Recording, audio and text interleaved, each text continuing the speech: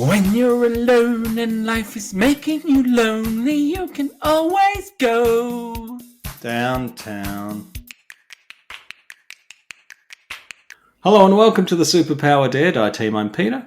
And I'm Rick, and tonight we're reviewing the 2021 film Last Night in Soho. Eloise, an aspiring fashion designer, is fascinated with the fashion of the 60s, but her life spirals out of control when she dreams of being transported back to that time period. So, Peter, what did you think of Last Night in Soho?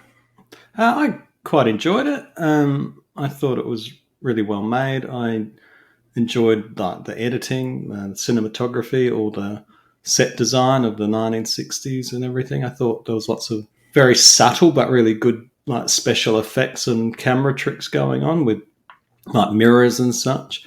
And I liked the leads, and it kept me interested throughout the movie.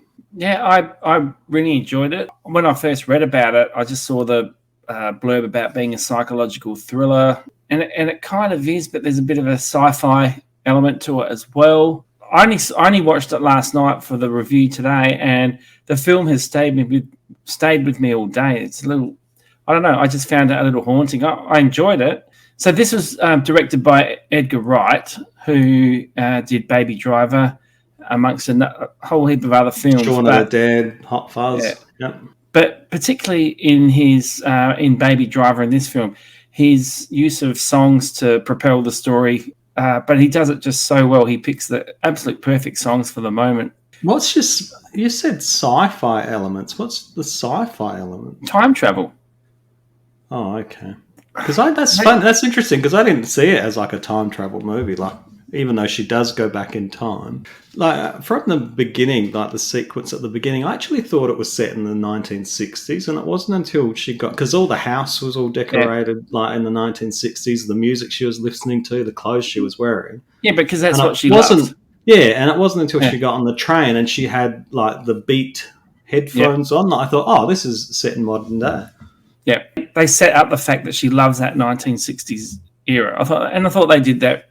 Well, he did that really well. The premise is about her maybe not traveling back in time, but connecting with a person from the 60s. I thought the idea was maybe you're questioning her mental state, because it's set up quite early that her mum died because of mental illness, and her grandma was very concerned about her checking in and stuff like that. But at no stage throughout the movie did I not believe the actual story that was going on. I wasn't sitting there going, is this real or is it her imagination? Throughout the whole movie, I just bought the fact that she connected with this person. Yeah, it was happening like that. The element about this I think I found most haunting was the bright-eyed a 1960s protagonist who we're connected with through our current day protagonist, who is full of life, wants to live this sort of life, and watching how the curtain of a bright sunny 1960s and how good is this just kind of falls away during the movie as her life just disintegrates in front of us. And I think that's the part that stuck with me a day later. Another part that I thought they did well, so our 2000s protagonist is being haunted by a lot of ghosts of the past, and they're all men who've been killed. You think they're out to get her. So it's set up like they're out to try and kill her, haunt her, and then there's a point where they just stop and they all just start saying, "Help us, help us." Yeah.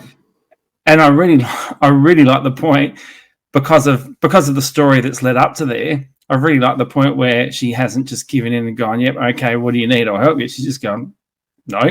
This movie is about female empowerment. I think that's another layer behind it, and I think they do it really, really well. Yeah, you talked about her, we questioned her mental state during the movie. So the more experiences she's having, the more it affects her everyday life. Yep. And there was a bit where it looked like she was going to stab someone else with scissors. I did think at the end that things got tied up a bit too well, because there didn't seem to be any consequences for that, and it was quite a happy little ending, which was nice. But maybe if they explored that a bit more, that would have been So, Pete, would you recommend Last Night in Soho? Yeah, I would. I enjoyed it. It kept me interested throughout. Had a couple of little twists and things that I wasn't expecting. And it's an original movie. No IP. It's just an original, well-written, well-directed movie.